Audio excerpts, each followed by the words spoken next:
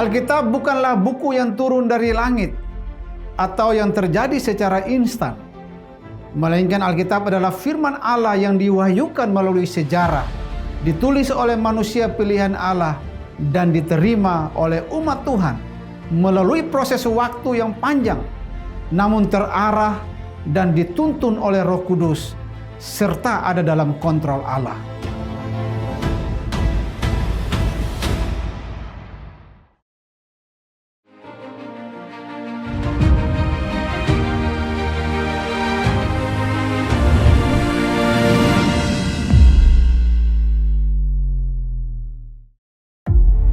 Salam sahabat IKN dimanapun Anda berada. Pada program kali ini kita akan mempelajari sejarah penulisan dan kanonisasi Alkitab.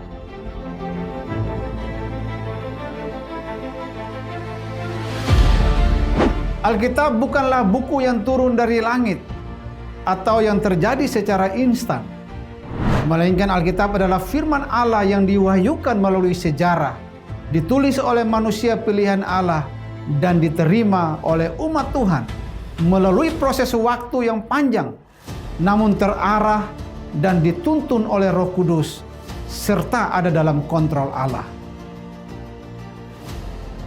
Iman Kristen percaya bahwa Alkitab adalah firman Allah, diilhamkan oleh Allah.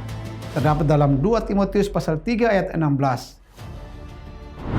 Dan oleh dorongan Roh Kudus, para nabi dan para rasul berbicara atas nama Allah. Di dalam 2 Petrus pasal 1 ayat 20-21. Karakteristik utama kanonitas Alkitab adalah ilham. Iman Kristen percaya bahwa Alkitab diilhamkan Allah. Tuhan menuntun para penulis di dalam mereka menuliskan Alkitab. Karena Alkitab diilhamkan Allah, maka Alkitab tidak mungkin salah. Allah yang mengilhamkan firman-Nya adalah Allah yang berkuasa memimpin para penulis di dalam penulisannya. Tuhan memilih orang-orangnya yang khusus, mereka yang memiliki kehidupan moral yang baik dan relasi iman yang baik dengan Tuhan. Sekalipun Alkitab ditulis dalam konteks sejarah dan budaya manusia, dan ditulis menggunakan gaya dan konteks penulis Alkitab, tetapi isinya bersumber dari Allah, sehingga memiliki kesatuan dan konsistensi karya penyelamatan Allah di dalam Yesus Kristus. Alkitab sebagai firman Tuhan tidak berarti bahwa semua perkataan yang tertulis dalam Alkitab adalah perkataan-perkataan yang langsung keluar dari mulut Tuhan. Alkitab juga tidak turun langsung dari langit atau didikte kata per kata atau kalimat per kalimat oleh malaikat lalu ditulis oleh para penulis Alkitab. Alkitab itu adalah kesaksian iman dari tokoh Alkitab atau orang yang mengalami Tuhan. Suatu peristiwa iman kemudian diungkapkan dalam bahasa tertulis.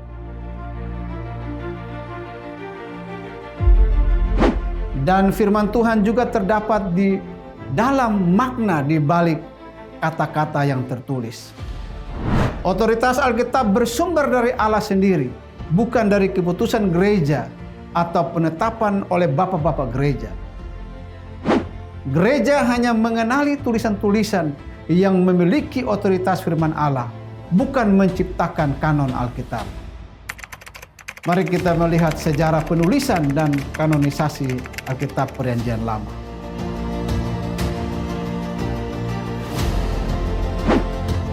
Perjanjian Lama ditulis dalam rentang waktu yang panjang, sekitar tahun 1400 hingga tahun 400 sebelum Masehi. Bahasa utama yang digunakan adalah bahasa Ibrani, dengan beberapa bagian kecil menggunakan bahasa Aram. Penulisan Perjanjian Lama dimulai dengan kitab-kitab Taurat. Musa menuliskan kitab Taurat sebagai dasar iman dan kehidupan bagi bangsa Israel. Kitab-kitab sejarah kemudian ditulis untuk mencatat perjalanan bangsa Israel dari penaklukan tanah Kanaan hingga masa pembuangan. Kitab nabi-nabi ditulis sebagai seruan pertobatan dan penyataan kehendak Allah di tengah sejarah bangsa Israel. Mazmur dan kitab-kitab hikmat mencerminkan kehidupan doa, pujian, dan sebagai sebuah refleksi iman daripada umat Israel. Kanon Perjanjian Lama terbentuk secara bertahap dalam komunitas Yahudi. Kitab-kitab ini diterima karena diyakini berasal dari Allah dan memiliki otoritas ilahi. Yesus sendiri juga mengakui otoritas Perjanjian Lama. Dalam Lukas pasal 24 ayat 44, Yesus menyebut Taurat Musa, kitab para nabi, dan juga kitab Mazmur. Pada abad pertama, kanon Alkitab Perjanjian Lama dalam bahasa Ibrani pada dasarnya telah terbentuk. Kriteria penerimaan kitab Perjanjian Lama meliputi kesesuaian tulisan dengan Taurat, penggunaan secara luas dalam ibadah jemaat, dan pengakuan serta penerimaan oleh komunitas iman. Kita melihat masa antara perjanjian. Antara Perjanjian Lama dan Perjanjian Baru terdapat masa sekitar 400 tahun yang sering disebut masa intertestamental. Pada masa ini tidak ada wahyu tertulis yang diterima sebagai kanon Alkitab Ibrani. Namun Allah tetap bekerja melalui sejarah mempersiapkan dunia bagi kedatangan Kristus. Pada masa ini muncul karya-karya seperti kitab Apokrifa, tetapi tidak diterima sebagai kanon oleh komunitas Yahudi dan juga gereja Protestan. Sejarah penulisan dan kanonisasi Perjanjian Baru.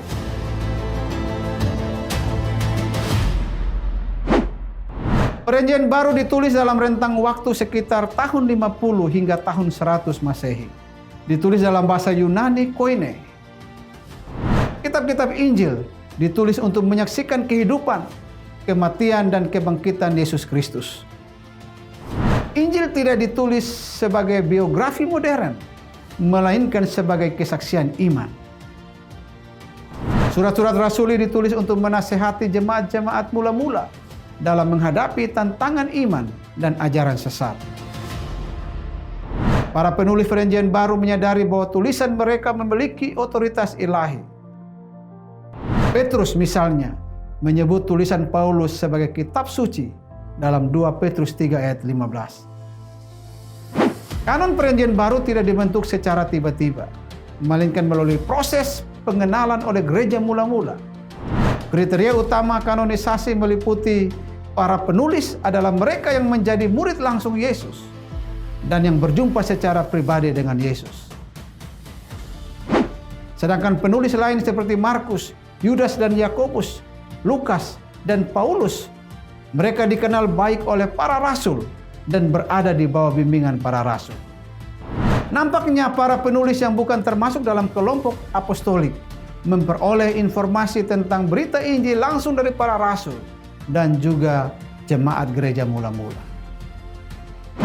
Kriteria lainnya yaitu tulisan tersebut menggambarkan iman rasuli dan iman jemaat gereja mula-mula dan telah diterima secara luas oleh gereja Kristen.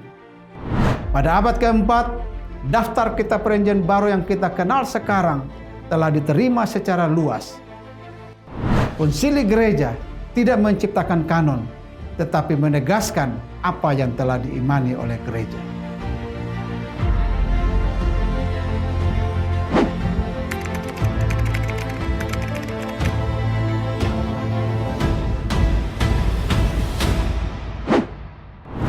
Akhirnya, kita dapat melihat terdapat perbedaan kanon antara tradisi Yahudi, Katolik, Ortodoks, dan Protestan, terutama terkait kitab-kitab Apokrifa atau Deuterokanonika.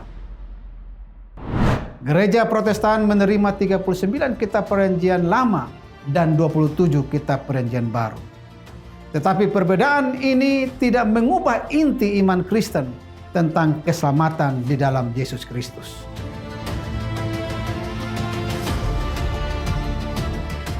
Proses penulisan dan kanonisasi Alkitab menunjukkan bahwa Allah setia memelihara firman-Nya sepanjang sejarah. Alkitab adalah firman Allah yang hidup, berotoritas, dan relevan bagi setiap zaman. Tuhan Yesus memberkati. Salam.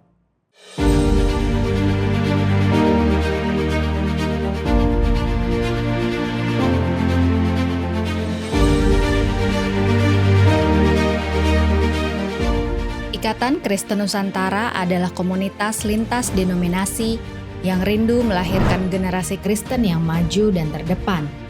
Mari berkolaborasi dan bersinergi dengan kasih untuk mencari, membina, dan mendanai anak-anak berprestasi yang terkendala biaya kuliah, lalu mengutus mereka ke dalam dunia dan mempercayakan mereka untuk mendukung gereja dan lembaga Kristen lainnya agar terus melahirkan generasi unggul dan memberitakan kabar baik supaya keselamatan yang daripada Tuhan sampai ke ujung bumi.